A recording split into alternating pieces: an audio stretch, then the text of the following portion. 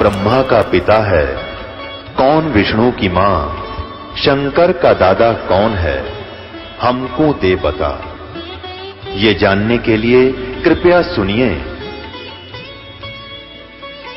जगत गुरु तत्वदर्शी संत रामपाल जी महाराज के अमृत वचन सर्व पवित्र धर्मों के पवित्र शास्त्रों के आधार पर। अब देखो गीता जी के अध्याय नंबर 7 के अब 19वां श्लोक देखो, नीचे देखो 19वां श्लोक। अब देखो संस्कृत पढ़ो अच्छी तरह, बड़ी प्यार से सुन पाओगे। कहते बहु नाम जन्मानाम अंते ज्ञानवान माम प्रपद्यते। बहुत से जन्मों के अंत वाले जन्म में कोई बुद्धिमान, बहुत ही ज्ञानवान यानी ज्ञानी आत्मा ब्रह्म तक साधना को शुरू करते हैं। और फिर देखो वासुदेव सर्वमिति, वासुदेव ही सब कुछ है ये बताने वाला सहमात्मा सो दुर्लभ है। वासुदेव ही सब कुछ है। वासुदेव माने सर्वव्यापक, फुल कंट्रोलर, सारी सृष्टि का मालिक, वो पूर्ण ब्रह्म ही सब कुछ है ये बताने वाला संत सो दुर्लभ है, बड़ी मुश्किल से मिलेगा। वासुदेव सर्वम यानी वो वासुदेव कोई और तीसरे नंबर का पूर्ण ब्रह्म सतपुरुष ही सब कुछ है, वही तीनों लोकों में प्रवेश करके सबका धारण पोषण करता है, ये बताने वाला संत तो बड़ी मुश्किल से मिलेगा। अब ये बताया कैसे, फिर देखो इसी 15वें अध्याय का एक बार फिर 2 श्लोक देखिएगा, 16 और 17 नंबर। कितना बढ़िया विवरण दिया उसमें। क्या कहा है कि इस संसार में 2 भगवान बताए अर्जुन, कौन कौन से? एक क्षर पुरुष और एक अक्षर पुरुष। क्षर पुरुष माने नाशवान भगवान, क्षर पुरुष मीन नाशवान, अक्षर पुरुष माने अविनाशी।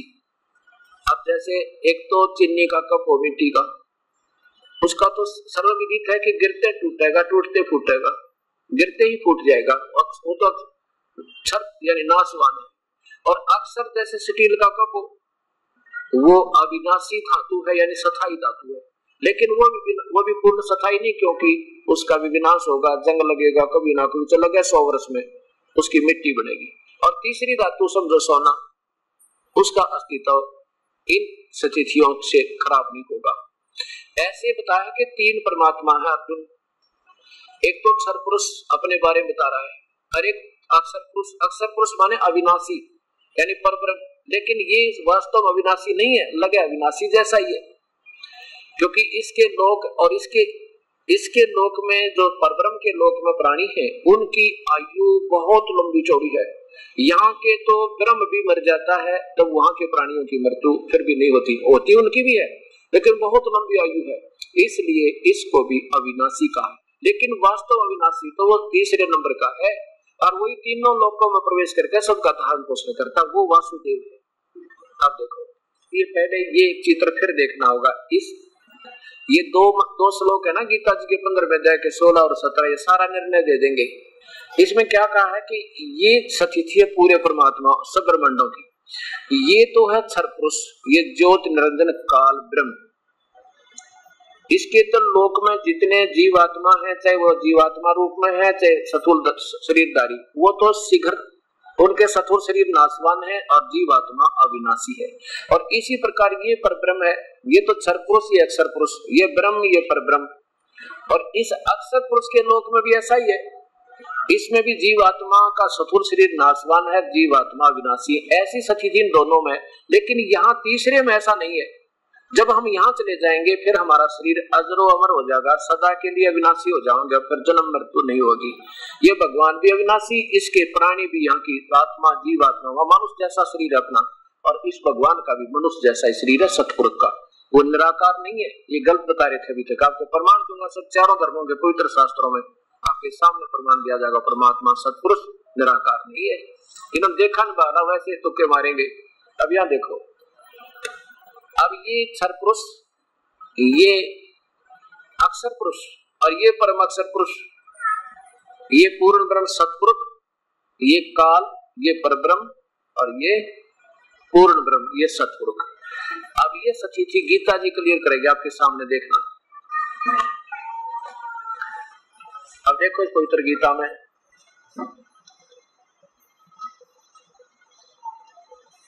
अध्याय नंबर 15 का श्लोक नंबर 16 और 17 नीचे देखो। ये है द्वौ माने दो, इमौ पुरुषौ लोके, पुरुष माने दो भगवान, पुरुषौ माने दो भगवान है, लोके माने दोनों लोकों में। कौन से में? पृथ्वी वाला लोक कहलाता है ये दोनों ब्रह्मांड, काल के भी और परब्रह्म के प्रमुख। इस पृथ्वी वाले लोक में क्षर च अक्षर है एवं च दो पुरुष, ये पुरुषौ इनके साथ लगेगा, दो पुरुषौ हैं, क्षर पुरुष और अक्षर पुरुष। ये नासवान भगवान, ये अविनाशी भगवान। और एवं इसी प्रकार क्षर सर्वाणी भूतानी, इन दोनों भगवानों के लोक में सभी प्राणियों के जो स्थूल शरीर ये तो नासवान है, और कटुष्ट माने जीवात्मा को भी अविनाशी कहते हैं। इनकी दोनों की स्थिति ऐसी है। आगे देखो, संस्कृत देखो, हिंदी भी देखो। इस प्रकार नासवान और विनाशी भी दो प्रकार के पुरुष हैं। पुरुष लिख कर छोड़ दिया इन्होंने, यह लिखना था दो प्रकार के भगवान हैं। पुरुष माने प्रभु होता है, दो प्रकार के भगवान हैं। और इसी प्रकार इन दोनों के लोकों में संपूर्ण प्राणियों के शरीर नासवान और जीवात्मा अविनाशी कहा जाता है। आगे देखो, तीसरे में कमाल कर दिया 17वें में, उत्तम पुरुष तो अन्य ही, यानी वो वास्तविक भगवान तो इन दोनों से भी न्यारा है। उत्तम पुरुष है तो अन्य, और देखो जो तीनों लोकों में प्रवेश करके सबका धारण पोषण करता है, उसको एवं ईश्वर है, वो अविनाशी परमात्मा परमेश्वर इस प्रकार कहा गया है। फिर समझो इस पवित्र गीता जी को देखियो। ऊर्ध्व मूलम अधः शाखम, ये है वो परमात्मा जो तीनों लोकों में प्रवेश करके सबका धारण पोषण करता है। यहाँ से खुराक चलेगी, इसके बिना यहाँ आ नहीं सकती। ये वो पूर्ण परमात्मा है जो सबका तीनों लोकों में भी उसी की गुजो प्रवेश करके सबका धारण पोषण करता है, उसी से खुराक आती है, वही शक्तिशाली है, तीनों लोकों में प्रवेश करके सबका धारण पोषण करता है। उसको अविनाशी, वास्तव वो अविनाशी परमात्मा परमेश्वर कहा गया है। उत्तम पुरुष यानी वो पुरुष माने भगवान, इन दोनों से भी श्रेष्ठ परमात्मा तो कोई और है, और वही तीनों लोकों में प्रवेश करके सबका धारण पोषण करता है। अविनाशी परमेश्वर परमात्मा इस प्रकार कहा है। अब यहाँ विचलित करेंगे आपको, ये अनजान संत कहते ना, भगवान यहाँ कह रहा ना मैं सब प्राणियों से तगड़ा हूं ना, इसलिए मुझे पुरुषोत्तम, ये क्या कहता है यहाँ पर, इसको समझने से पहले थोड़ी सी व्याख्या सुनो। अब ये क्या कहता है कि देखो लोक वेद के आधार पर, लोक वेद क्या होता है? सुना सुनाया। जैसे अभी तक भगवान को सतपुरुष को निराकार बताते रहे संत, और आपको प्रमाण दूंगा, और उन गुण महापुरुषों की आंखों देखी गवाही मिलेगी आपको जिन्होंने परमात्मा को सतलोक में देखा, सचखंड में। किन किनों ने देखा? श्री धर्मदास जी, जिसकी कथा चल रही है आपके सामने। आदरणीय धर्मदास जी, आदरणीय गरीबदास जी हरियाणा छुड़ाने के अंदर परमात्मा आए और उनको दर्शन दिए। गरीबदास जी को सचखंड दिखाया, वहां अपना वास्तविक रूप दिखाया, फिर वापस छोड़े।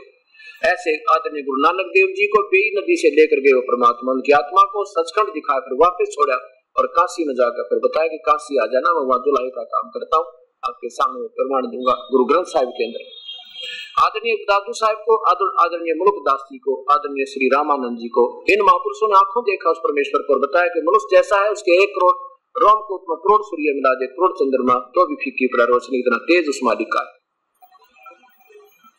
तो वो परमात्मा लोकवेद बता दो, सुना सुना ज्ञान। जैसे गीता में लिखा कुछ और आप पूजा कुछ कर रहे हो, ये गीता के शास्त्र के विरुद्ध जो दंत कथाओं के आधार पर सुने सुनाए ज्ञान को लोकवेद कहते हैं। कबीर परमात्मा अपनी महिमा आपका बताते हमारे को कि तुम ऐसे कर रहे थे, पीछे लग गया जाऊं था मैं लोकवेद के साथ, रस्ते में सतगुरु मिले फिर दीपक दे दिया हाथ। लोकवेद जैसे हनुमान पूजा करता पहला में, श्री कृष्ण का जन्माष्टमी का व्रत रखता था, मंगलवार का व्रत रखता था, ब्रह्मा विष्णु महेश को सर्वेश्वर महेश्वर मृत्युंजय मान के पूजा करते थे। वो लोकवेद था, वो दंत कथा थी, सुना सुना ज्ञान था, वास्तविक ज्ञान नहीं था वो। तो उस लोकवेद के आधार पर जो पूजा हम कर रहे थे, फिर वास्तविक ज्ञान हमें मिला तो वो त्याग के सतमार्ग मिल गए, ज्ञान रूपी चांदने में हम चल पड़े, ऐसा परमात्मा बता। तो ये काल क्या कहता है कि मैं 21 ब्रह्मांड में, जो मेरे 21 ब्रह्मांड में, चाहे वो स्थूल शरीर में प्राणी है चाहे जीवात्मा है, इनसे मैं तगड़ा हूँ, अतीत हूँ, इसलिए मुझे पुरुषोत्तम कहते हैं, पर मैं पुरुषोत्तम नहीं हूँ, वो तो और है को भगवान, ऐसा समझो इसको। देखो मुख्यमंत्री कहेगा भी ठीक है, मेरे मुख्यमंत्री के प्रांत में तो मैं तगड़ा हूँ, पर सुप्रीम पावर नहीं हूँ मैं, वो तो कोई और है, ऐसा समझो। ये आज तो पढ़े लिखे बहन बेटी भाई बुजुर्ग सब जवान नौजवान बच्चे शिक्षित हैं, 2 मिनट में समझ में आओगे, तक हमें कोई बताने वाला नहीं मिला था ज्ञान, इस तरह भी लिखा है इसमें। हम वैसे इसको तो जैसा फाइनल करके बैठ के जो ज्ञान हमें मिल रहा सही है। यहाँ देखो उस 15वें अध्याय का 18वां श्लोक, 17वां आपने सुन लिया, 18वें में क्या लिखा है, क्योंकि मैं युकाल बोला ब्रह्म, मैं तो नाशवान जड़ वर्ग क्षेत्र से, यानी चाहे सथुर शरीर में मेरे लोक में चाहे देव है, चाहे महादेव बड़ा, चाहे ब्रह्मा विष्णु महेश्वर, चाहे राजा रंग, इनसे भी और जीवात्मा से भी अतीत हूँ और अविनाशी जीवात्मा से भी उत्तम हूँ। इसलिए लोक में और इस वेद में, ये लोक वेद के आधार पर मैं पुरुषोत्तम प्रसिद्ध हूँ, लेकिन मैं पुरुषोत्तम नहीं हूँ, इसका सीधा सारथी बने। अब हम फिर आते हैं 7वें अध्याय के 18वें श्लोक में, फिर आइए 19वें में कि बहु नाम जन्मानाम अंते ज्ञानवान माम प्रपद्यते, बहुत जन्म जन्म के कोई अच्छे पुराने एक जन्म में आकर पुण्यात्मा ज्ञानी आत्मा मेरी भक्ति करता ना, तो नीचे की भक्ति करते रहते हैं। और वासुदेव सर्वमिति सर्वात्मा सुदुर्लभ है, ये बताने वाला कि ये भी भगवान नहीं है ब्रह्म, वो तो पूर्ण परमात्मा कोई और है। वही वासुदेव माने सर्वव्यापक, कुल कंट्रोलर, कुल मालिक, सबका मालिक। सर्वव्यापक माने ना, वासुदेव माने सबका मालिक, सबका मालिक कौन हुआ फिर? ब्रह्मा विष्णु महेश एक ब्रह्मांड में व्यापक है, वो सर्वव्यापक नहीं है। ये देखो व्यापक माने उनकी सत्ता,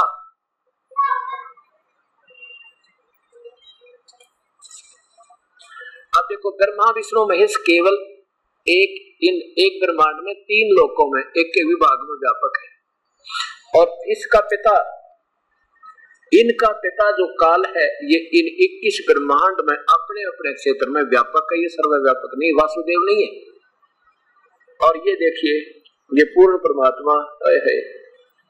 अब ये है वो वासुदेव, इन पे भी व्यापक है, इस पे भी व्यापक है, और ये सब ब्रह्मांडों में व्यापक है, ये है वासुदेव। अब श्री कृष्ण जी तो एक, उनके पिताजी का नाम वासुदेव था।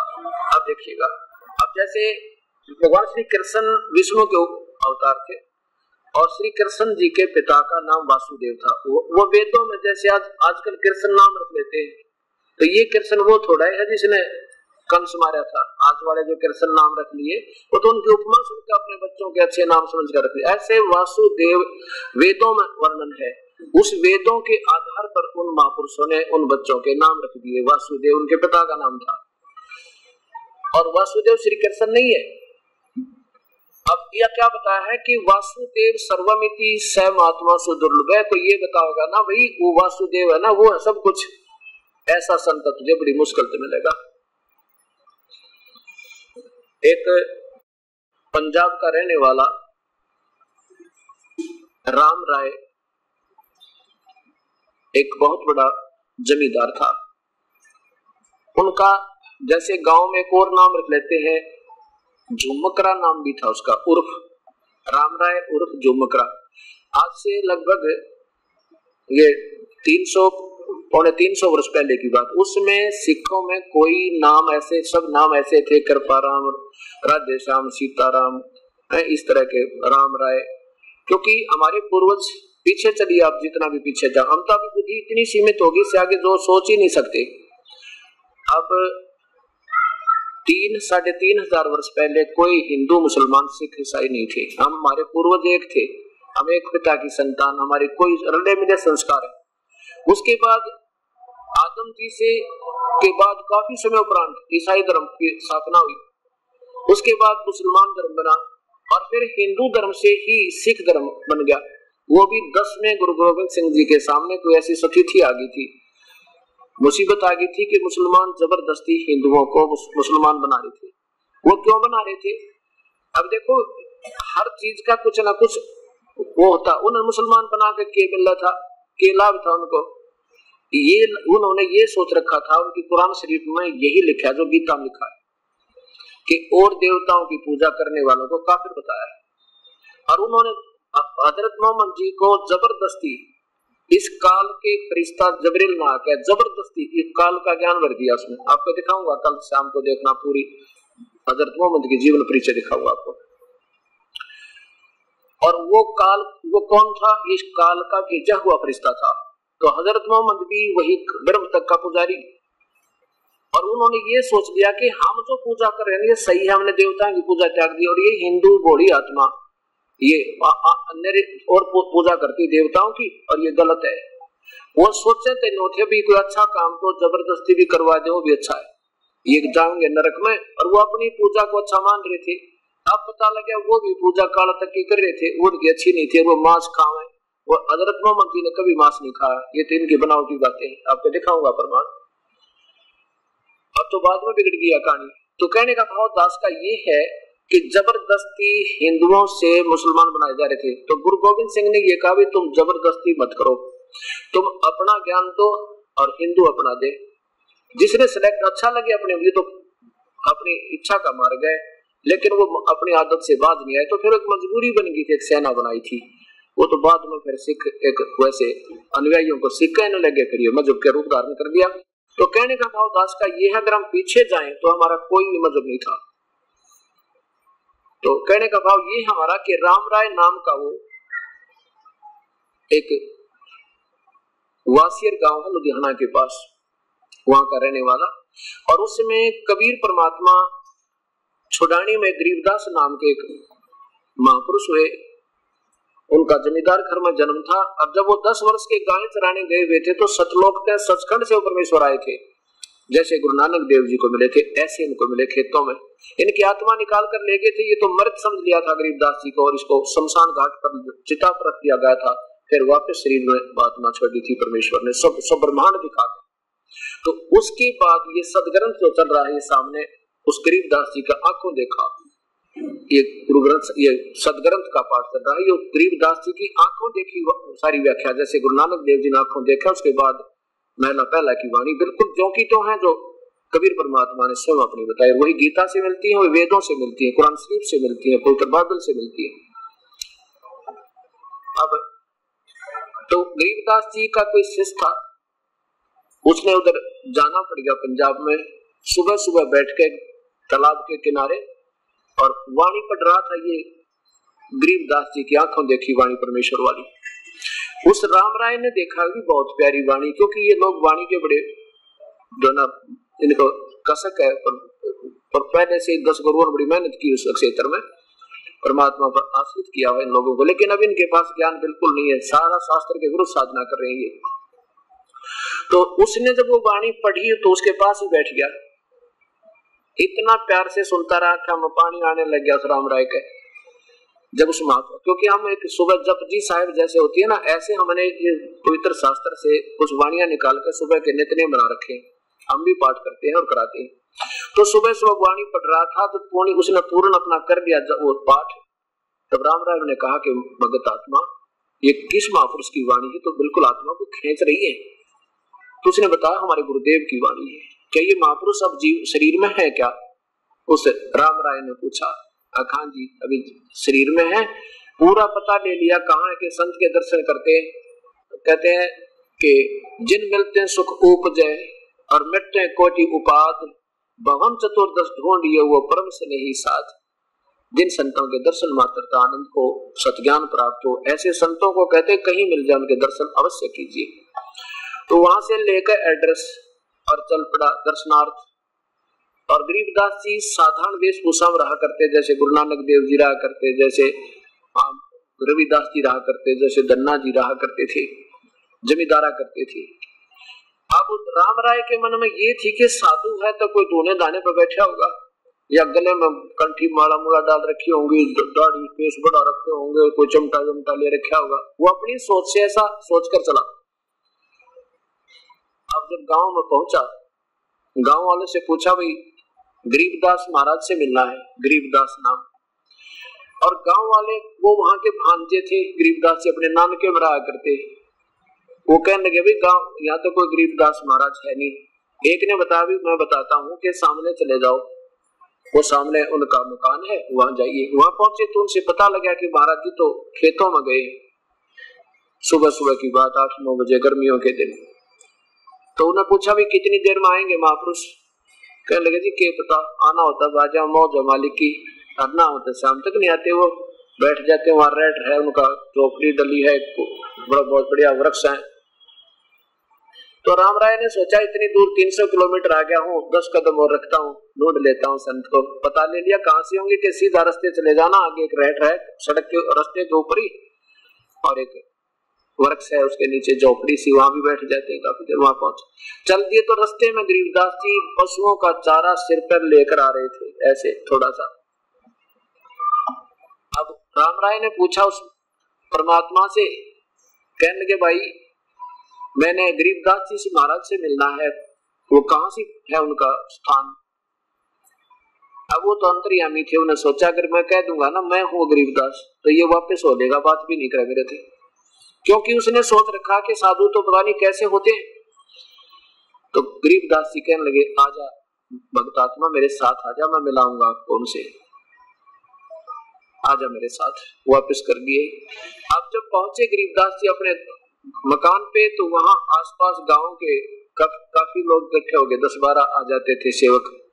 किसी ने उनका वो चारा पकड़ा, वो जो सर पे रखा हुआ था पशुओं का चारा, वो उतार दिया। फिर कोई कहने लगा भी नहाऊंगा स्नान करूंगा, कोई पानी लाया, किसी ने पटका डाला, कोई कपड़े लाया, दंडवत प्रणाम किया। राम राय ने पूछा भी ये कौन है? तो वो कहने लगे ये हमारे गुरुदेव हैं। क्या नाम है? गरीबदास जी। अब माथे बात रख कर बैठ गया उधर राम राय कि इतनी दूर आया और ये महाराज जी पाया है, महाराज जी के एक लक्षण भी कौन इसमें तो नहीं है।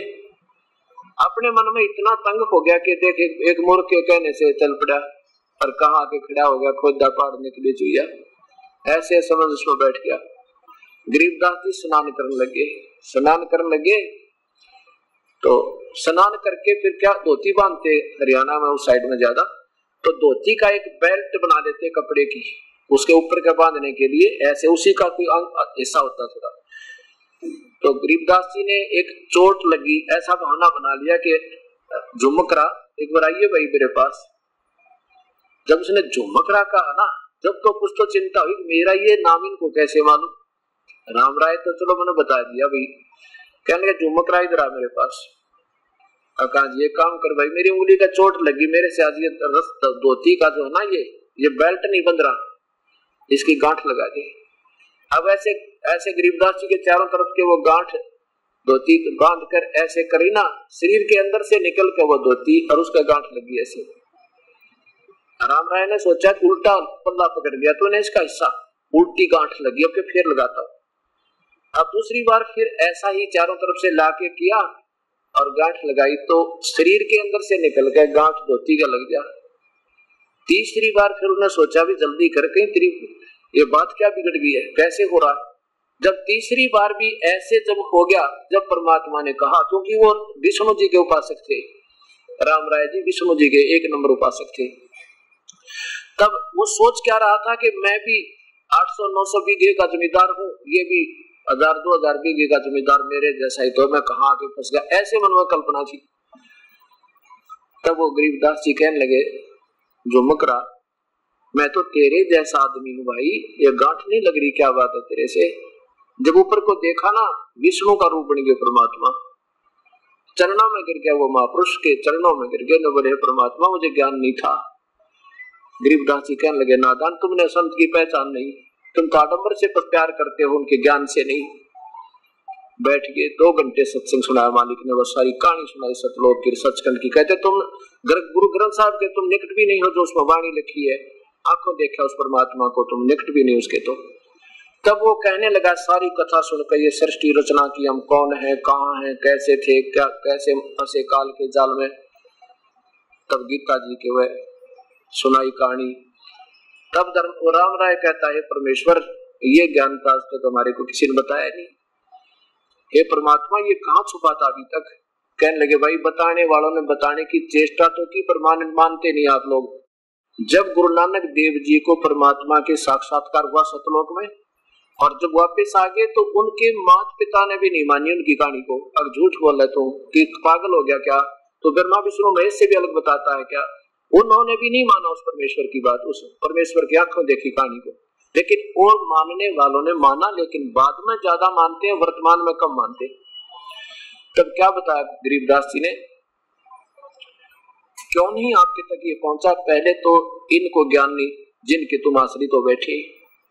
तत्व भेद कोई ना कह रे झूमकरा, ये पैसे ऊपर नाच सुनो रे झूमकरा।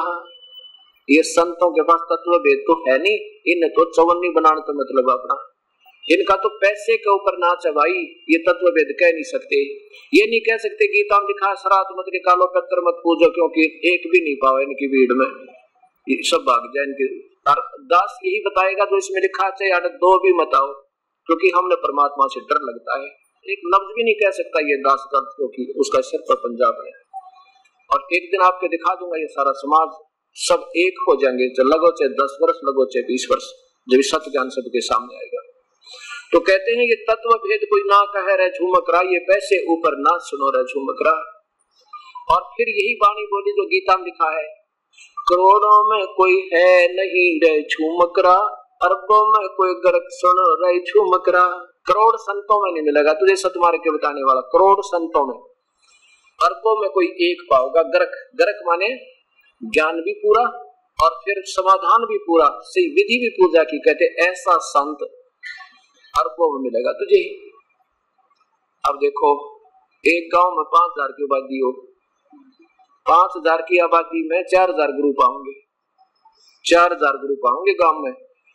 किसी लड़की का बालक हो गया बच्चा, पहले तो बुढ़िया बताओगे उसकी सास बेटी गल में तबीज बांध दे, फिर पड़ोसन आओगे नो का कान पर टीका ला दे इसके, दूसरी आओगे नो का भीतर लीगा बोल दे, तीसरी आओगे नो का बाहर लीगा रख दे बेटी, चौथी आओगे गुड़गांव वाली का रख दिए, पांचवी आओगे नो का थारा श्याम जी की पूजा उसका और बोल दे। और फिर वो झाड़े लानी है, पूजा पाठनी है, ये ब्रह्मा विष्णु महेश ने सर्वेश्वर बताने वाले महेश, इनकी गिनती है कोई ना। तो कुल मिलाकर सारी सृष्टि में होगा अरबों मार्गदर्शकों में कहते एक मिलेगा कोई, करोड़ों में कोई है नहीं रे झूमकरा, अरबों में कोई गर्क सुनो रे झूमकरा। और वही पवित्र शास्त्र गीता बताती है, क्या बताती है, बहुनाम जन्मानाम ज्ञानवान तमाम प्रवर्तते। ओए होए, और वासुदेव सर्वमिति स महात्मा सुदुर्लभ है। उस परमात्मा को ये बताने वाला वही है सब कुछ और कोई पूजा के योग नहीं है। कहते वो महात्मा तो भाई बहुत बड़ी मुश्किल से, सो दुर्लभ यानी बहुत मुश्किल से मिलने वाला। बहुनाम जन्मानाम अंते, बहुत जन्म जन्मांतर के अंत के जन्म में कोई ज्ञानवान, कोई ज्ञानी आत्मा मेरी तक पूजा करता है। वासुदेव सर्वमिति स महात्मा सो दुर्लभ है। इन्होंने गोल मोल करके इसका उल्टा कर रखा है सारा अर्थ, न्यू बात बिगड़ गई।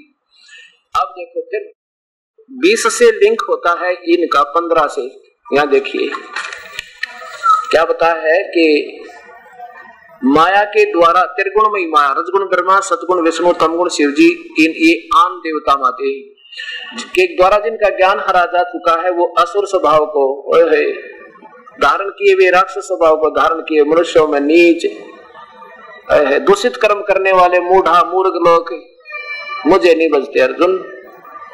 और फिर मेरी भक्ति भी 4 प्रकार के कर। अब इन्हीं से संबंधित है। 19 पूरा हुआ, 20 देखो। अब जैसे क्या कहता है ये भगवान काल के नादान मानते थे, ये है नहीं, पर ठीक है मरो कुएं में पड़कर ना मानते थे। तो अब जो जिसकी पूजा कर रहा है, मैंने ही उन देवताओं को छोटा मोटी राहत दे रखी है, वो शक्ति दे रखी है, उनसे अक्षणिक लाभ प्राप्त करके ये नादान कुल्ले फिर रहे। जैसे पर मुख्यमंत्री कहे कि मेरी इनसे अन्य मंत्री और अन्य जो अफसर हैं अधिकारी उनसे ज्यादा मेरी है, मेरे पास आ जाओ तो मैं पूजा मेरे लाभ ज्यादा दूंगा। और नहीं मानते तो भाई मरो कुएं में पड़ गए, उनको मैंने कुछ पावर दे रखी है, मुख्यमंत्री कह रहा है, ऐसा समझो। उन भोगों की कामना के द्वारा जिनका ज्ञान हरा जा चुका है, वे अपने स्वभाव से प्रेरित होकर उस नियम को धारण करके अन्य देवताओं की पूजा करते हैं, एक परमात्मा ने छोड़ के।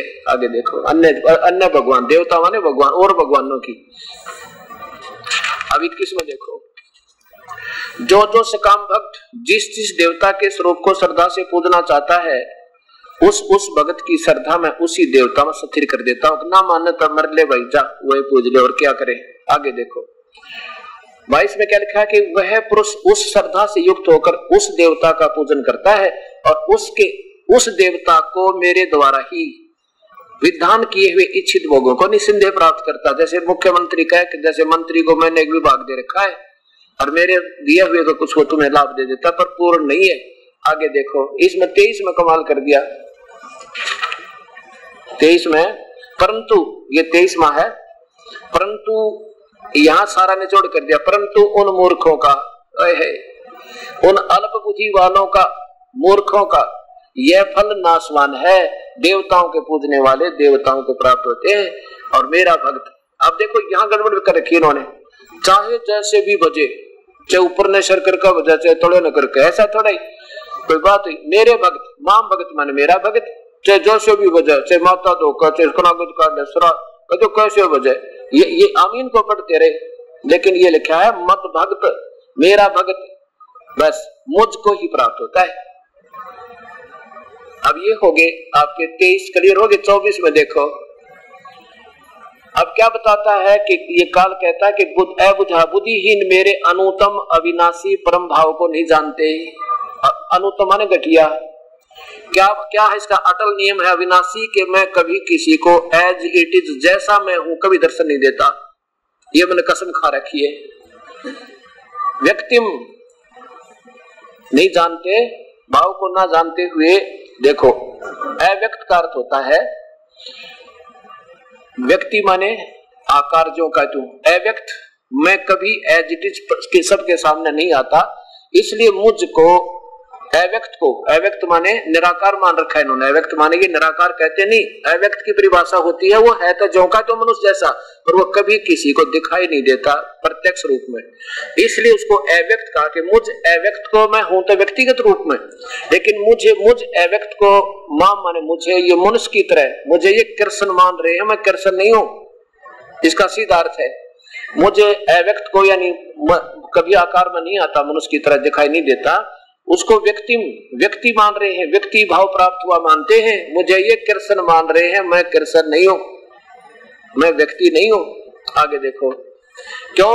क्योंकि मैं अपनी योग माया से छुपा रहता हूं, सबके सामने नहीं आता। जो कहता हूं जैसा तुझे दिखा रहा हूं, मैं अपनी योग माया से छिपा हुआ, मैं सबके प्रत्यक्ष नहीं होता।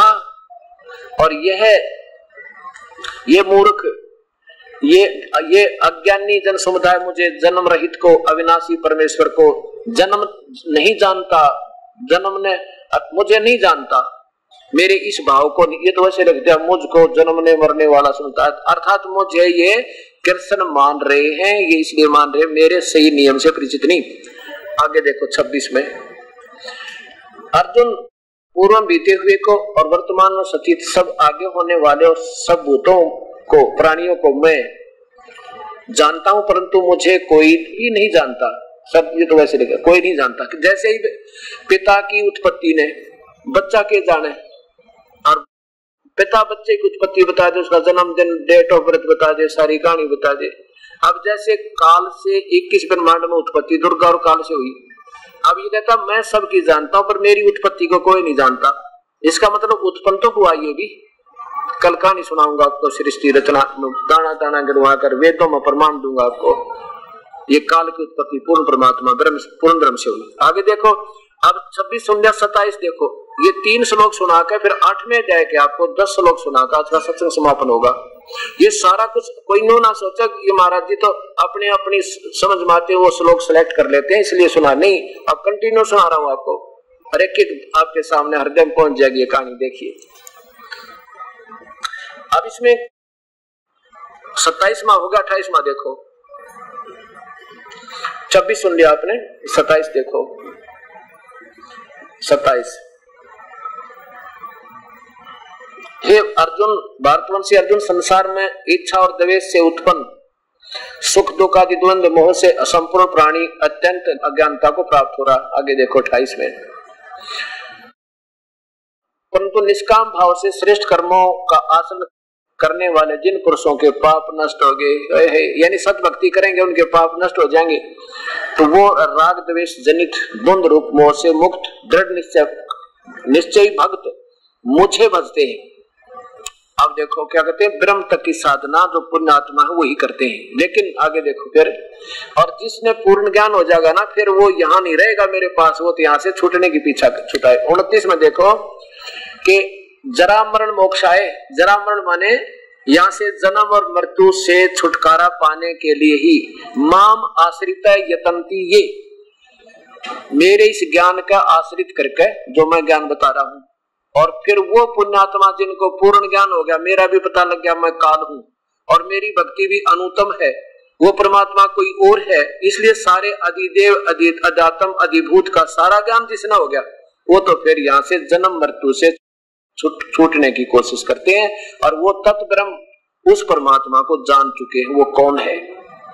अब देखो, ते ब्रह्म तत्विद कर्षम अध्यात्मम कर्मम चाखिलम, क्या बताते हैं कि जो मेरी शरण हो गए, जो मैंने यू ज्ञान दे दिया, इस पर आश्रित हो गए, समझ में आ गई इनका सही, तो जरा और मरण, जन्म और मृत्यु, जरा होते से बुढ़ापा, बुढ़ापा माने मृत्यु, क्योंकि बुढ़ा होगा फिर मरेगा, जन्म और मृत्यु से छूटने के लिए यत्न करते हैं जो, यानी यहाँ से बिल्कुल छुटकारा चाहेंगे, कोई धन की इच्छा नहीं करेंगे, ना राष्ट्रपति बने ना इंद्र बनेंगे, तो वो समझ लो समझ चुके हैं कि यहाँ तो बीमारी कटे नहीं इन भगवानों की पूजा के, तो वो उस परमात्मा को जान चुके हैं। कैसे? वो जन्म मरण से छूटने की वो यत्न करते हैं, वो उस तत्व माने उस ब्रह्म माने परमात्मा को, वो उस परमात्मा को, ब्रह्म को, परम अक्षर पुरुष को और संपूर्ण आत्म को तथा संपूर्ण कर्मों को जानते हैं। वो समझ गए कि यहाँ तो काल के जाल में तो जन्म मृत्यु कभी नहीं अंत हुए और वो परमात्मा कोई और है, तो वो समझ चुके। फिर वो क्या करेंगे? ये 30वां अंतिम है 7वें अध्याय का, जो अधिभूत अधिदेव सहित और अधिदेव सहित अधियज सहित मुझको अंत काल में जानते हैं, वो युक्त चित्त वाले मुझे ही जानते हैं। यानी जिनकी बुद्धि मेरे में सीमित है तो मेरे पास मेरे तक ही जानते, वो आगे नहीं जानते कि उनको परम संत नहीं मिला। आगे देखो इसमें 8वें अध्याय के प्रथम श्लोक में अर्जुन कहता भगवान फिर कौन है वो परमात्मा जिसको जानने के बाद फिर पार हो जाएंगे हम तय। कौन है? तत्ब्रह्म। किम तत्ब्रह्म अध्यात्म किम पुरुषोत्तम। हे भगवान वह ब्रह्म को क्या है? तत्ब्रह्म किम, वो कौन है? फिर वो परमात्मा। और के यो अध्यात्म है, सारी समझा दे मुझे। तो क्या बताओ? 3 श्लोक में उत्तर दिया भगवान ने। क्या कहता है? कहते हैं परम अक्षर ब्रह्म है वो 3 नंबर का गीता जी के 15वें अध्याय के 17वें श्लोक में लिखा है, उत्तम पुरुष तो अन्य ही, वो तीनों लोगों प्रवेश करके सबका धारण पोषण करता है। कहते वो परम अक्षर ब्रह्म, वो परम अक्षर परमात्मा पूर्ण ब्रह्म है, वो तो उसकी पूजा करने से फिर जन्म मृत्यु नहीं होता। ये अधिभूत अधिदेव बताए। फिर चौथा अधिभूत क्या है, अधिदेव क्या है, ये बता दिया। 5वें से फिर सुनो। 5वें में जो अंत काल में, अब यहाँ बिल्कुल निर्णायक ज्ञान है कि मेरी भक्ति करता है तो मुझे प्राप्त होता है, और उसकी भक्ति करता उस परमात्मा की तो उसकी भी पूजा वो संत बताएगा, फिर उसको प्राप्त हो जाता है। 2 कति निर्णायक ज्ञान देखना। 5वें में जो अंत काल में मुझे ही समन करता हुआ शरीर त्याग कर जाता है, वह मेरे, देखो मद भाव माने मेरे पर भावित रहता है। ये मेरे साक्षात रूप को नहीं, क्योंकि ये तो दिखाई नहीं देता, कसम खा रखी इसने। मद भाव माने मेरे भावना में भावित रहता है, बस मेरे पर आश्रित रहता है, और इसमें संशय नहीं, वो मुझे प्राप्त होता है। यानी मेरी भावना में आश्रित रहेगा तो मेरे पास है। आगे देखो, संशय नहीं। 6 एक कुंती पुत्र, ये नियम है अंत काल में जिस जिस भाव से जो समन करता हुआ शरीर त्यागता है, मेरी पूजा करता हुआ तो मेरे पास आओगा, उसकी पूजा करेगा तो उसके पास जाएगा, त्याग करता है तो उसको प्राप्त होता है, क्योंकि वह सदा उसी भाव में भावित रहता है। ये देखो तद भाव भावितम, वहां मत भाव मान मेरे भाव में भावित रहता है, और जो जिसकी भक्ति करता है अंत समय में उसी पर आसक्त होता है तो उसी के पास चला जाता है। आगे देखिए, अब 7वें में क्या कहा कि मेरी शरण में रहना ना, तो इसलिए अर्जुन सब समय में निरंतर मेरा समन भी कर और युद्ध भी कर, इससे और अर्पण कि ये मन बुद्धि युक्त होकर निसंदेह मुझे ही प्राप्त होगा। मेरी भक्ति करता हो तो युद्ध करना पड़ेगा, भक्ति भी करता रहे और युद्ध भी करता रहे। आगे देखो, तो मुझे प्राप्त होगा। 8वें में कमाल कर दिया, हे पार्थ ये नियम है कि परमेश्वर वाले पूर्ण परमात्मा के परमेश्वर के ध्यान के अभ्यास रूप से योग युक्त जो संत जो आएगा ना, वो बताओगा कैसी भक्ति है, अभ्यास योग युक्त। हम बताएंगे कैसा वो अभ्यास उसका। और दूसरी ओर ना जाने वाले चित्त से और किसी देवी देवता और पूजा में विचलित नहीं होए, निरंतर चिंतन करता हुआ परम प्रकाश दिव्य पुरुष अर्थात परमेश्वर को ही प्राप्त होता है। उस परमात्मा की भक्ति करने वाला उस संत से नाम लेकर तो उसी को प्राप्त होता है। और मेरी भक्ति करनी है तो मुझे प्राप्त होगा, तो श्रमण भी कर युद्ध कर। 9 में देखो, जो सर्वज्ञ अनादि सबका नियंता सूक्ष्म छेति सूक्ष्म सबके धारण पोषण करने वाला वो तीसरे नंबर का भगवान अचिंत स्वरूप सूर्य के सदृश नित्य चेतन प्रकाश रूप और अविद्या से अति परे सच्चिदानंद परमेश्वर का स्मरण करता है, उस परमेश्वर का स्मरण करता है ना। तो अब देखो, वह भक्ति युक्त पुण्यात्मा अंत काल में योग बल से यानी भक्ति की कमाई तय भरकुटी के माध्यम में प्राणों को अच्छी प्रकार स्थापित करके फिर निश्चल मन से स्मरण करता हुआ उस दिव्य परम पुरुष को ही प्राप्त होता है। ओए होए, कितना निर्मल ज्ञान है परमात्मा कि मेरी भक्ति करने वाला मेरे पास रहेगा और उसकी भक्ति करने वाला उस परम पिता परमात्मा के पास ही जाएगा। आगे देखो, आगे बताया है 8वें अध्याय के 16वें श्लोक में कि ये ब्रह्मलोक पर्यंत सभी विनाश में आते। ब्रह्मलोक जैसे अभी दिखा था आपने एक ब्रह्मांड में। अब आगे देखो, अब 7वें अध्याय के 24वें श्लोक में लिखा है कि मुझ अव्यक्त को ये व्यक्त मानते हैं। ये भी अव्यक्त है, जो सामने कभी नो ना देखा हो, सामने नाम नहीं देख सकते अपनी विधि भक्ति है, तो उसको अव्यक्त कहते हैं। वो व्यक्तिगत रूप मनुष्य जैसे ही, तो कहते एक तो अव्यक्त में और एक अव्यक्त परब्रह्म कहते उस दूसरे अव्यक्त से भी कोई तीसरा अव्यक्त है ना, वो है सही भगवान। अब देखो आपके सामने, एक तो अव्यक्त ये काल है, ये भी सामने नहीं आता, ये ऊपर रहता है, इसकी साधना से कभी दर्शन नहीं देता। और परब्रह्म की साधना इनके पास है नहीं, वो कभी अव्यक्त वो व्यक्त में आता है नहीं। और पूर्ण परमात्मा जब आता है हम उसको मानते नहीं कि भगवान है, इसलिए उसको भी अव्यक्त माना है इन्होंने। तो कहते हैं जो दूसरा नंबर अव्यक्त है ना परब्रह्म, उससे भी जो अलग से जो उससे भी न्यारा जो अव्यक्त भाव है ना, वो है सब, वो कभी विनाश में नहीं आता। ये देखिएगा ये 2 श्लोक और देखो इस पवित्र गीता का कति निर्णय हो जाएगा। अध्याय नंबर 8 का और श्लोक नंबर देखो, नीचे देखो, परंतु उस अव्यक्त से भी दूसरा अर्थात विलक्षण जो सनातन अव्यक्त भाव है ना, वह परम देव पुरुष सब भूतों यानी प्राणियों के नष्ट होने पर भी कभी नष्ट नहीं होता, वो वास्तव में विनाशी है। एक तो अव्यक्त ये है, एक अव्यक्त उस अव्यक्त जो परब्रह्म है, और उस कहते परब्रह्म से भी जो दूसरा अव्यक्त भाव है ना, वो है वो पूर्ण परमात्मा। वो कभी भी किसी सब विनाश हो जाएंगे पर वो सतान वो परमात्मा कभी नष्ट नहीं होता। अब इसमें क्या बताता है ये काल 21वें में कि जो वो अव्यक्त अक्षर है ना, इस नाम से कहा मेरा भी परम धाम वही है, कहते मैं भी वहीं से बिछुड़ कर आया हुआ हूं। अब देखो इसी का 8वें का 21वां हो रहा है, अव्यक्त अक्षर इस नाम से कहा गया है, वो अविनाशी नाम से कहा गया है। और उस अक्षर नाम अव्यक्त भाव को जिस सनातन अव्यक्त भाव को प्राप्त हुए मनुष्य वापस नहीं आते, यानी उनका फिर जन्म नहीं होता। मेरा परम धाम भी वही है, यानी मैं भी वहीं से आया हुआ हूं, मैं वहां से बिछुड़ कर आया हूं। अब जैसे कोई व्यक्ति कैथल रहता हो और उनकी 3 पीढ़ियां रह रही हो और किसी गांव से आया हुआ हो, और वो कभी उसी गांव का कोई व्यक्ति मिल जाए ना, उसमें नो क्या करे मेरा भी गांव वो है पिछला जहां आप रहते हो, और वहां उसका कुछ नहीं है, ना कोई जमीन है ना कोई मकान है, फिर भी वो भाव ये रहता है कि मेरा भी वही गांव है पुराना। ऐसे ये काल भी वही सतलोक से बिछुड़कर आया हुआ है, इसको निष्कासन मिला हुआ है। अब ये कहता है वो तीसरे नंबर का भगवान है ना, मेरा भी परम धाम वही है, पहले मैं वही रहा करता। तो ऐसे इस गीता जी के ज्ञान को आपने समझना है। जब इस भक्ति से आप लगोगे तब ये परमात्मा पाओगे। आपको यहाँ जो पूजा आप कर रहे थे उनसे 1000 गुना लाभ तो यहाँ मिलेगा। और सतलोक में जाएंगे, ना अंत समय में ना तपस्या पे जाना, ना ये धर्मराज हमारा लेखा जोखा लेगा। हम सतलोक में जाएंगे और वहां अपना मनुष्य जैसा शरीर होगा, 16 सूर्य जितना हमारे शरीर का तेज होगा। और उस परम पिता का तो करोड़ सूर्य मिला दे, करोड़ चंद्रमा, ऐसा रूप है उस मालिक का, उसको देखते आनंद आएगा। वहां कभी मृत्यु, यहाँ तो मृत्यु होगी होगी, चाहे आज करोड़पति है, चाहे अरबपति, चाहे कितनी संतानियां तो छोड़नी पड़ेगी। अब हम ऐसे स्थान पे क्यों ना चले जहाँ कदे जन्म ना हुए, फिर हमारा और कदे मृत्यु नहीं हुए, सारा परिवार होगा। अब कितने प्यारे लगे बेटा बेटी, हमने कितने अच्छे लगे संपत्ति, हर एक नहीं रहनी अपने पास। और वहां जाएंगे इस भक्ति से, तुम सीधे वहां जाएंगे, वहां कभी मृत्यु नहीं हुए।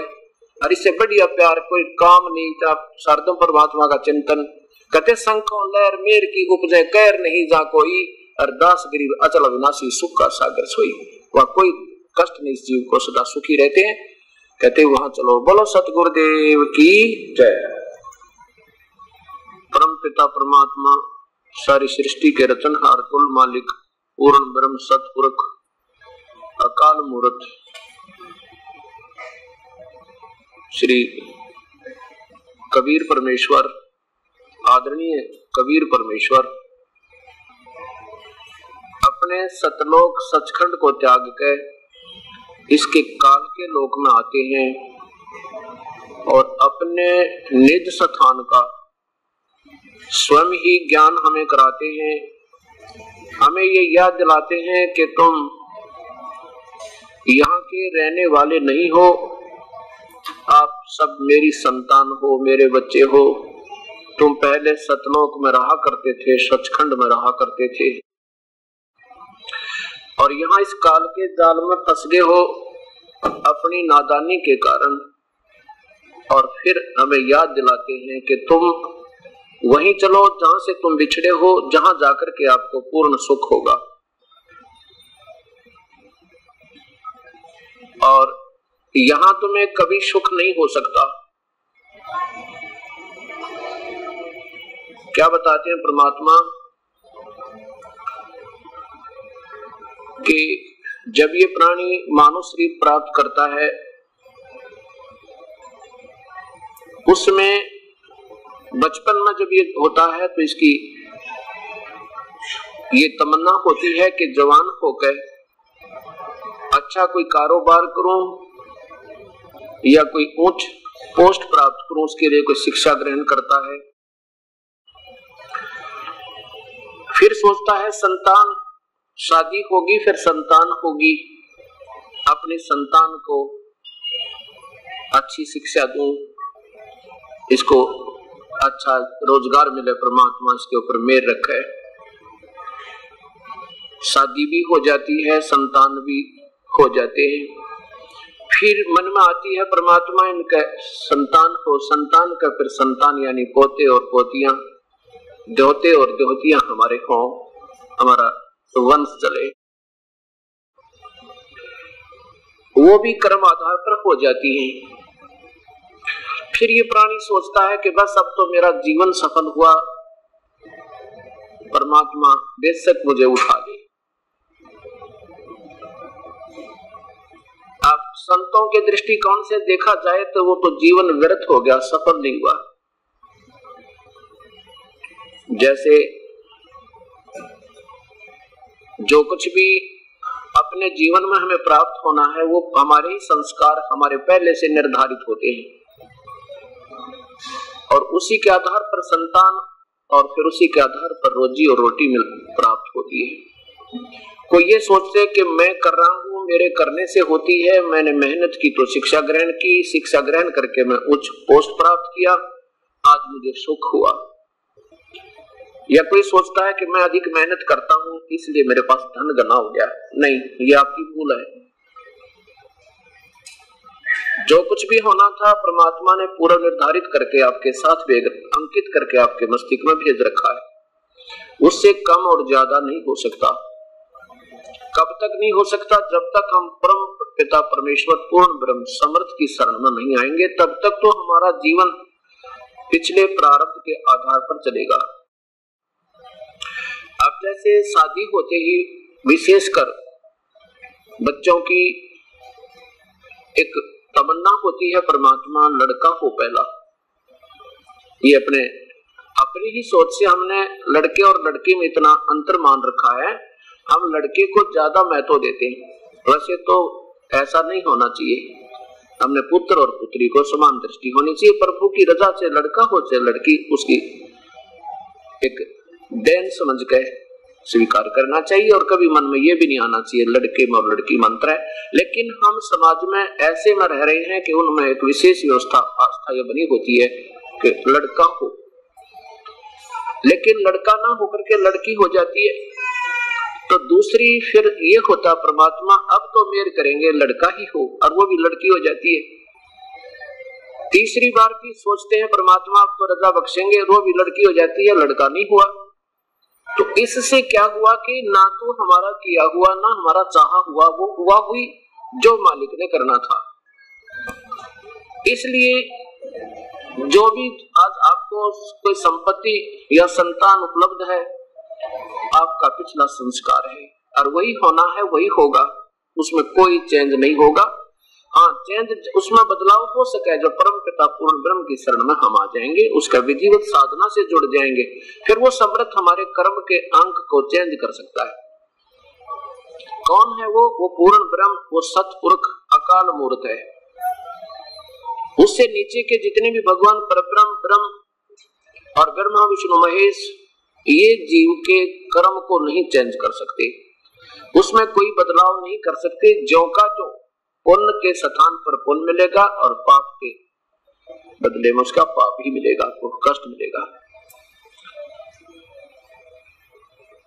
तो इस प्रकार जिसने ये जान लिया कि मेरा जीवन सफल हुआ, क्योंकि हमने यही मान रखा था बच्चों की परवरिश कर दें, फिर इनकी शादी कर दें, परमात्मा संतान दे दे, मौज होगी, सफल हुआ जीवन, नहीं वो तो बर्बाद कर दिया।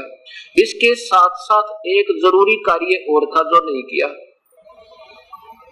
ये तो प्रारंभ तो अपना भोगना ही था, बच्चों को शिक्षा भी देनी थी, इनकी परवरिश भी प्यार से करनी थी, सब कुछ करना था, लेकिन अपने भविष्य के लिए तो कुछ नहीं बना, आपका आत्मा के लिए कल्याण के लिए कुछ नहीं बन पाया। उसके लिए हमें साथ साथ प्रभु की आराधना जरूर करनी चाहिए थी। और परमात्मा पूर्ण ब्रह्म की साधना हमारे पास होने से तो हमारे आने वाले संकट भी हल्के होकर टलते हैं। क्या बताते हैं कि संत शरण में आने से आई टले बला, और जब मस्तक में सूली हुआ काटे में टल जा। पर कौन से संत से, और कौन है वो भगवान जो कर्म काट सके? वो पूर्ण ब्रह्म। उस पूर्ण ब्रह्म के बिना अन्य जो साधना हम कर रहे हैं वो तो कल के सत्संग में परसों के हम आपने सुन लिया, उससे इस जीव को कोई लाभ नहीं। खुद गीता जी में प्रमाण मिला कि तीनों गुणों रजगुण ब्रह्मा सतगुण विष्णु तमगुण शिव जी की उपासना करने वाले तो नादान बताए, और साथ में ब्रह्म जो गीता बोल रहा है वो कहता है कि मेरी पूजा भी अनुत्तम है, अच्छी नहीं है। वो परमात्मा कोई और है जिसकी पूजा करने से जीव का पूर्ण छुटकारा हो, परम शांति हो, और फिर जन्म मृत्यु सदा के लिए समाप्त हो जाए। अब वो साधना हम साथ करते रहेंगे तो हमारा जीवन भी ठीक रहेगा, हमारे बच्चों का भी प्रोटेक्शन होगा, बचाव होगा। और उससे नीचे के परमात्माओं की हम साधना कर भी रहे हैं तो वो लाभ हमें पूर्ण नहीं मिल पा रहा। उसमें क्या होता है कि मान लीजिए आज कोई भक्त आत्मा भक्ति कैसी भी कर रहा है, क्योंकि जो पुण्यात्मा है मानुष प्राप्त है जिनको, उन्होंने ईश्वर की ओट जरूर ले रखी है किसी न किसी बहाने से, चाहे कोई संत की आड़ लेकर, चाहे कोई उपवास करके, या कोई गीता पाठ करके, या कोई अपना किसी धार्मिक ग्रंथ की रोजाना कुछ वाणी पढ़ के। क्योंकि आत्मा की खुराक है परमात्मा की तरफ, इसकी हमेशा बनी रहती है। जब तक इसको वास्तविक खुराक नहीं मिलेगी तब तक ये ऐसे ही अपना कोई न कोई सहारा लिए हुए होती है। और आप बिल्कुल सुखी नजर आ रहे हो और आप सोच रहे हो कि जो पूजा मैं कर रहा हूँ ये मेरी बिल्कुल ठीक है, क्योंकि मुझे सब सुख है, पुत्र हैं, पुत्रियां हैं, अच्छा रोजगार भी है। और जब कभी कोई कर्म कष्ट इतना भयंकर आता है कि परिवार के दो सदस्य एक ही समय मृत्यु को प्राप्त हो जाते, तो फिर वो पूजा जो आप कर रहे थे उसमें उसने सहयोग तो नहीं दिया आपको, आप आपका बचाव नहीं किया। अब देखो, हम जैसे ये शेड बना रखा है ऊपर, इसका कोई उद्देश्य है कि पानी नहीं आवे, वर्षा सीधी ना ऊपर गिरे, ओले ना सिर फोड़े, और हमारे ऊपर जो शीत लहर इफेक्ट ना करे, असर ना करे, इसलिए हम कोई मकान बनाते हैं। अब जैसे कोई किसी अनजान को, वो हो सकते हैं जिन्होंने शराब पान कर रखी हो, शराब पी रखी हो। अब जैसे कोई नशे में हो और उसको कहे भाई तू कुछ मकान बना ले, सारा दिन शराब पीता रहता है, तेरे ऊपर जो ना सर्दी भी दुखी करेगी, वर्षा भी तुझे तंग करेगी, आंधी तूफान से भी बचाव नहीं होगा, और वो मकान बनाता नहीं है और ऐसे ही किसी छोटी मोटी ओट लेकर के रुका हुआ हो। अब जिन्होंने परमात्मा का सही सहारा मिला है वो, और जिन्होंने प्रभु का पूरी सही विधि साधना नहीं प्राप्त है वो, अब दोनों ही एक ही गांव में आसपास रह रहे हों, अब जो उपदेश नहीं ले रखा, सारा दिन अपना सिनेमा देखा, कोई गुटी लावे, प्रभु से दूर है, और वो भी सुखी नजर आ रहा है आपको कि ये ना भक्ति कर रहा है, ना कोई पूजा करता है, ना कोई धर्म करता है, कितना सुखी नजर आता है। सब ठाठ है इसके, कार भी है, कोठी भी है, फैक्ट्री भी लगा रखी है, और परिवार में भी सुख है। तो उसको देखकर भक्तात्मा की श्रद्धा टूट सकती है, किनकी, जिन्होंने सत्संग ढंग से ना सुन रखे हो। अब देखिएगा, किसी ने मकान नहीं बना रखा, जिसने बना रखा है, एक तो बाहर बैठा है, एक वैसे चद्दर तान के, एक ना बढ़िया अपना कोई झोंपड़ी भी अच्छी डाल रखी है तो भी ठीक है, जिसमें बारिश पूरी से अंदर ना आवे, कोई इफेक्ट ना हो प्राकृतिक आपदा का वो। अब जब तक बारिश नहीं आती है, सर्दी नहीं आती है, तब तक तो दोनों ही, वो जिसने केवल चद्दर तान रखी है, तंबू बना रखा टेंट टाइप, तो वो भी सुखी नजर आ रहा है, क्योंकि अभी तक वो वर्षा आई नहीं है। वो आएगी तो फिर वो जो प्रोटेक्शन जिसकी उसने ओट ले रखी है वो ठीक नहीं, और पहले उसके कोई कहे कि ये तेरा ठीक नहीं है ये साधन, क्योंकि ये इससे बचाव नहीं होगा, तो वो मानता नहीं, कहता तुझे क्या मालूम, मेरा ठीक है, अभी तक मुझे कोई आपत्ति आई नहीं है, शायद मुझे ये चद्दर का जो टेंट है, तंबू, यही मुझे सहारा दे रहा है। और जब वो बारिश आवेगी वह सारी ही अंदर होगी, सर्दी आवेगी तो भी दुखी करेगी, आंधी तूफान उठाकर फेंक देगा उसको, फिर वो पड़ा पड़ा पिटे, वहीं पर पड़े पड़े भीगेगा वो। तो ऐसे ही जो हमने अभी तक साधनाएं हम कर रहे थे जो शास्त्र के विरुद्ध थी, उसके करते करते भी सुखी थे वो सुखी भी खूब, और दुखी थे वह दुखी भी खूब। उन्हीं साधनाओं के करने वालों पे कहर टूटा हुआ, और उन्हीं साधनाओं के करने वाले सुखी भी नजर आ रहे थे। तो ये इतना हमारे मन में कभी विवेक नहीं आया कि ये सुखी है उन्हीं पूजाओं को करने से, और ये दुखी है उन्हीं पूजाओं से करने से। तो इससे सिद्ध हुआ कि वो जो पूजा हम कर रहे थे वो शास्त्र के विरुद्ध थी। जैसे पवित्र गीता जी में प्रमाण आपने मिला कि जो शास्त्र विधि को त्याग कर जो मनमानी पूजा करते हैं, ना वो सुखी हो सकते, ना उनकी परम गति, ना उनको कोई सिद्धि हो, अर्थात यूजलेस। तो जब तक उनके ऊपर आपदा नहीं आई थी तो वो सुखी नजर आ रहे थे, तब तक वो बसंत ऋतु थी, और जब ये सर्दी का कहर टूटा, वर्षा आई, तो उस पूजा ने उसका कोई बचाव नहीं किया। ठीक इसी प्रकार आप जो पूजाएं कर रहे हो, जो पुण्य आत्मा है, उनको घर में सुख भी है, संतान भी है, संपत्ति भी है, कारोबार भी ठीक लग रहा है, लेकिन जिस दिन कहर टूटेगा फिर देखना, फिर कहां भागेंगे हम। कोई तो हाथ दिखाएगा, कोई बूझा निकलवाएगा, कोई पर्वतों की गुफा में ढूंढने जाएगा प्रभु के प्रोटेक्शन के लिए। क्यों? वो जो पूजा कर रहे थे वह कहां गई अपनी, फिर जिसके लिए हमने उसके ऊपर आश्रित थे, वो पूजा ने क्या राहत दी अपने को। उस समय ये भी सोचने का समय नहीं मिलता, क्योंकि दुखी गना हो जाता है। फिर कोई जहां कहता वहीं भाग लेता है। और वहां से भी फिर कुछ नहीं मिलता तो फिर गुट्टी लगाने लग जाता है, यानी नास्तिक हो जाता है। यही कारण बन रहा समाज में, हर भगत समाज चाहे हिंदू है, मुसलमान, चाहे सिख या ईसाई, उस परम पिता परमात्मा की वास्तविक उस विधि से ना संपर्क होने तक पूजा करने वालों की कमी नहीं, और फिर उनमें विकारों का ढेर हो गया। ये क्यों हुआ? जहां से ये मजहब यानी धार्मिकता प्रारंभ होती है उस समय कोई धर्म नहीं होता। उसमें जो महापुरुष आते हैं उस समय वर्तमान के चल रही मनमुखी साधनाओं से अलग करते हैं अपने भक्ति प्यारे भक्तों को कि ये साधना प्रमाणित नहीं है और ये सही साधना ऐसे करो। जब भी कोई भक्ति मार्ग प्रारंभ होता है सदियों पर्यंत, उसमें सभी निर्मलता होती है। बीड़ी, शराब, मांस, तंबाकू और किसी को दुखी करना, कोई चोरी, जारी, लुटेरापन, ये बिल्कुल बंद करवा दिया जाता है। और समय आने पर उस महापुरुष के जाने के बाद फिर कृतियां धीरे धीरे इतनी घर कर जाती हैं कि उनकी गणना नहीं होती। कारण क्या होता है? उसका मुख्य कारण ये है कि अब वर्तमान में हिंदू गुरुओं के पास, जो वर्तमान के गुरु हैं, मार्गदर्शक हैं, उनको अपने मूल शास्त्रों का ज्ञान नहीं, उसमें क्या अनमोल खजाना दबा रखा है, उस अमृत के कलश से वो परिचित नहीं। उस अमृत के सरोवर ने छोड़कर हम तालाबों का, जोहड़ों का पानी पी रहे हैं। ऐसे ही हिंदू, वर्तमान के जितने हिंदू संत हैं, उनको अपनी पवित्र गीता जी और पवित्र चारों वेदों का कतई ज्ञान नहीं कि इनमें संकेत क्या है।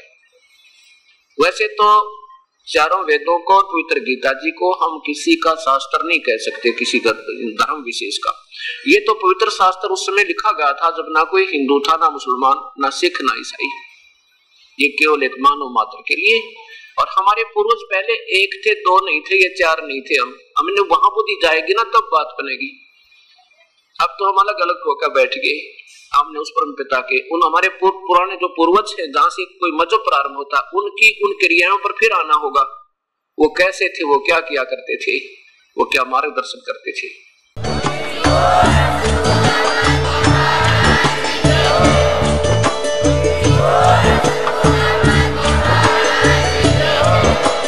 आप सुन रहे थे जगत गुरु तत्वदर्शी संत रामपाल जी महाराज जी के मंगल प्रवचन। अधिक जानकारी के लिए विजिट कीजिए हमारी वेबसाइट www.jagatgururampalji.org। संत रामपाल जी महाराज जी के शुभ आशीर्वाद से पूरे विश्व भर में 500 से भी ज्यादा नाम दीक्षा केंद्र हैं, जिन पर संत रामपाल जी महाराज जी द्वारा ऑनलाइन निशुल्क नाम दीक्षा दी जा रही है। अपने नजदीकी नाम दीक्षा केंद्र का पता करने के लिए संपर्क करें 8222880541।